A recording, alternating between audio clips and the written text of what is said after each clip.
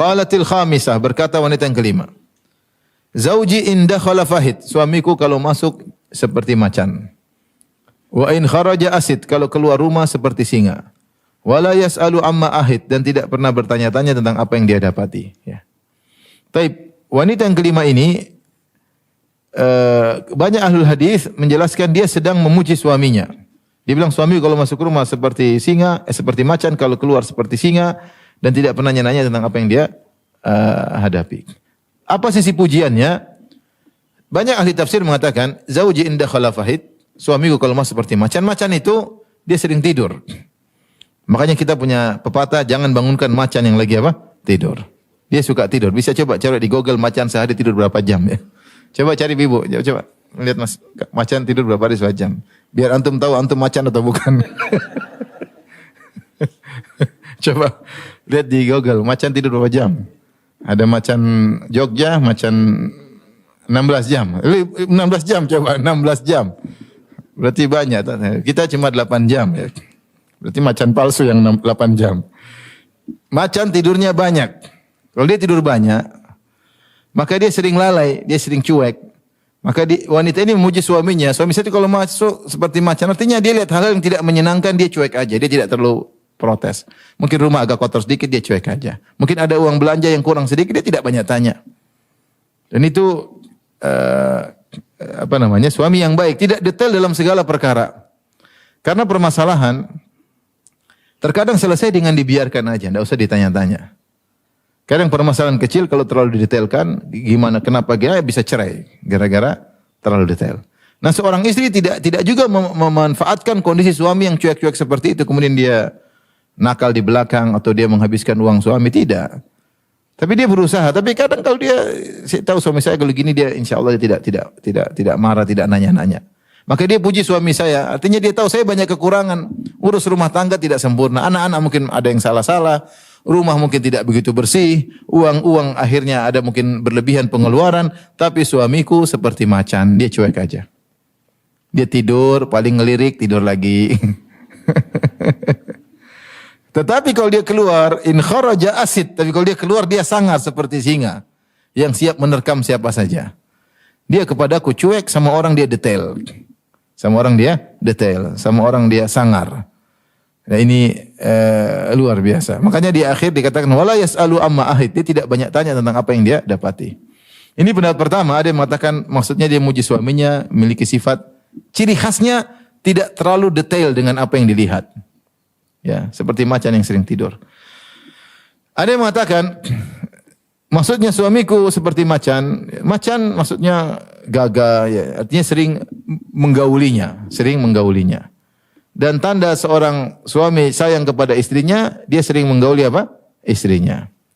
Tapi kalau suaminya sebulan, 2 bulan tidak pernah menyentuhnya, ini macan ompong. Macan ompong. Jadi kalau ibu-ibu suami selalu minta sayang, ayo ke kamar misalnya, itu berarti macan dia.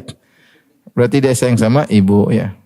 Jadi dilayani, macan lagi kepingin dilayani. Jangan sampai dia macan sama perempuan lain, bahaya. Oleh karenanya kalau ada suami yang sering minta untuk menggauli istrinya, berarti dia sayang ya. Karena di antara tanda sayang, tanda cinta, dia berhasrat.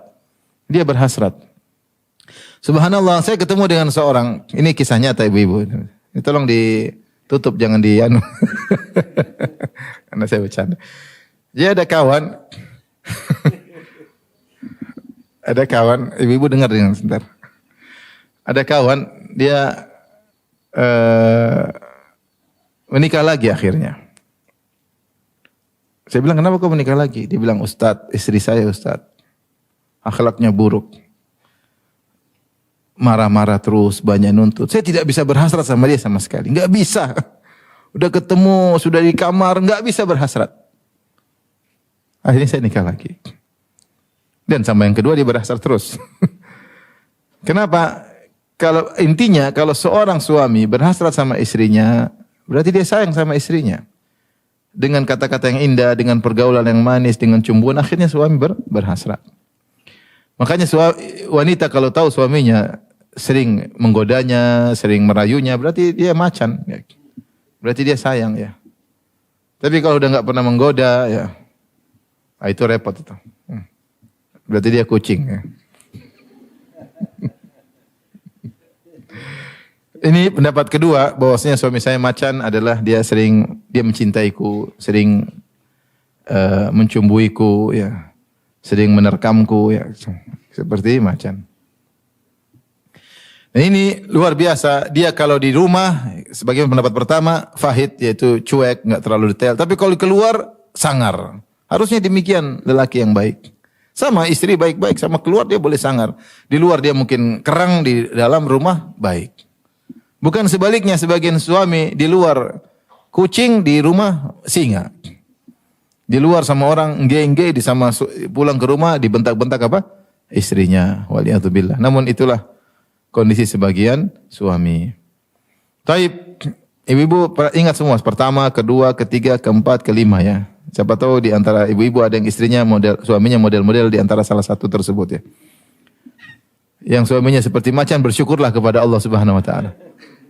Qalatis sadisah, berkata yang keenam. Zauji in akala laffa, suamiku kalau makan habis semuanya. Wa in syariba shtaffa, ya. Jadi kalau dia makan menunya banyak, habis semuanya. Wa in syariba shtaffa, kalau minum habis, tidak ada sisanya. Wa in taja al-taffa, kalau dia tidur maka dia sendiri, dia selimut sendiri, selimut bersatu bukan selimut berdua. Wala yulijul kaffa liya'lam al-batha, dan dia tidak pernah menjulurkan tangannya ke dadaku untuk mengetahui kesedihanku. Saya ulangi, dia mengatakan suamiku in akala laffa wa in syariba shtaffa wa in tajja iltaffa wa la yulijul kaffa liya'lam al-batha. Suamiku kalau makan habis, kalau minum habis semuanya, kalau tidur berselimut sendiri dan tidak pernah menjulurkan tangannya ke dadaku untuk mengetahui kesedihanku. Wanita ini ya, dia mengeluhkan tentang suaminya yang dunia doang ya. Kerjanya makan, minum ya. Makan, minum, tidak pernah urusan dengan dia. Kalau makan serius, semua menu dihabisin. Kalau minum juga apa? Serius. Tapi kalau di tempat tidur, selimutan sendiri. Kalau selimut, tidak pernah mau berdua. Tidak pernah selimut berdua. Namun suami istri harusnya selimut berdua. Ini selimut sendiri. Dia gulung selimutnya, selamat tinggal, udah tidur. Kemudian lebih parah, dia tidak pernah mencari tahu tentang kesedihanku. Aku sudah di hadapan wajahnya, sudah wajah sedih, dia tidak pernah bertanya-tanya ada apa. Aku dosa cemberut, dia cuekin aja, silakan cemberut sendiri. Ini suami yang sangat cuek kepada istrinya ya. Sekali lagi saya bilang namanya kehidupan rumah tangga. Itu kehidupan yang serasi, tempat ngobrol, tempat diskusi ya. Agar timbul kebahagiaan dan ketentraman. Adapun masing-masing sibuk dengan kesibukannya, kemudian tidak ada diskusi, maka ini bukan kehidupan rumah tangga. Ini kehidupan apa seperti ini? Makanya di antara hal yang buruk di zaman sekarang ini adalah masing-masing anggota rumah tangga sibuk dengan gadget. Ya, suami sibuk dengan gadgetnya, sibuk diketawa-ketawa dengan gadgetnya. Dia pun sedih karena gadgetnya. Dia asyik nonton di gadgetnya sehingga istrinya dia cuekin. Istrinya pun demikian, sibuk dengan teman-teman di WhatsApp, ketawa ke TV. Suaminya dia cuekin. Anaknya datang nangis dikasih gadget. Anak juga sibuk main game, cuek dengan bapak ibunya. Sehingga tidak ada keharmonisan dalam rumah tangga. Rumah tangga bukan seperti ini. Kebahagiaan itu mudah, kebahagiaan itu HP lepas kita ngobrol bareng. Ngobrol setengah jam, 1 jam, nikmat. Sebelum tidur ngobrol. Lihatlah Nabi SAW sebelum tidur ngobrol sama istrinya.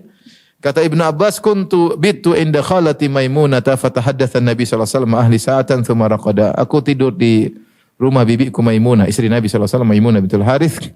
Maka aku dengar Rasulullah SAW ngobrol dengan istrinya beberapa lama kemudian tidur. Sampai Imam Al-Bukhari ketika menyebutkan bab as-samar fil ilm, bab tentang begadang karena ilmu, beliau mengisyaratkan tentang hadis ini.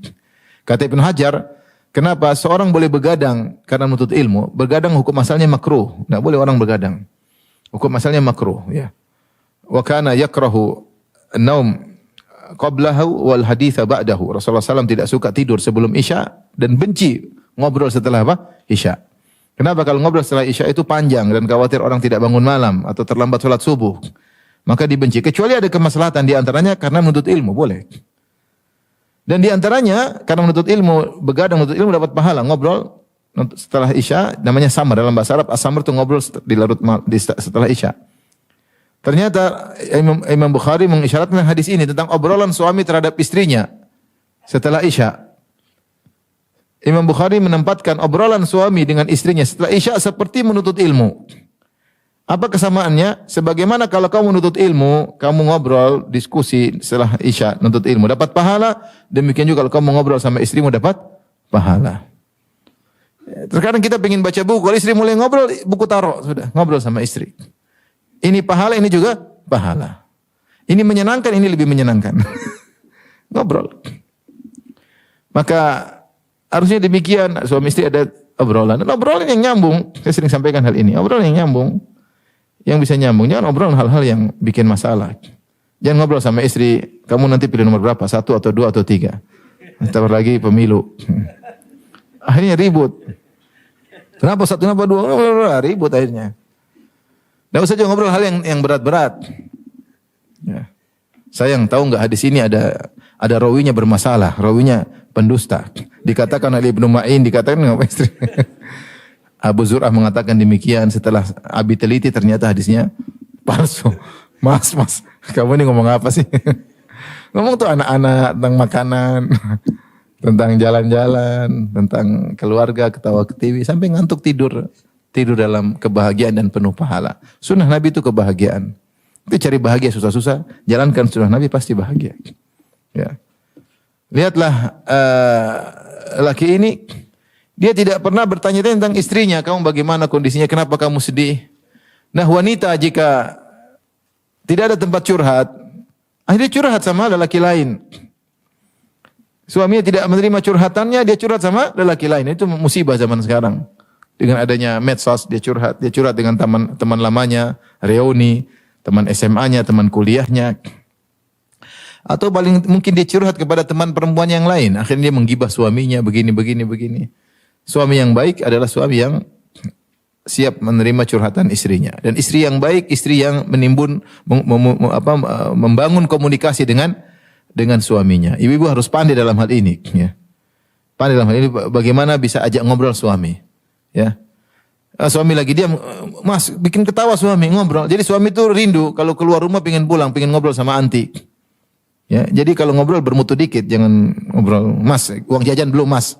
Itu bukan ngobrol, namanya tuntutan. Mas uang ini belum, ini belum dibeli, ini PLN belum dibayar, ini belum dibayar. Aduh, itu obrolan apa kayak gitu? Itu obrolan menyakitkan. Obrolan yang enak, sehingga suami itu rindu, pengen pulang, pengen ngobrol lagi. Ibu harus cerdas ya.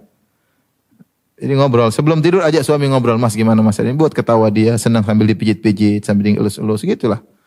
Pinter-pinter dikit ya. Taib,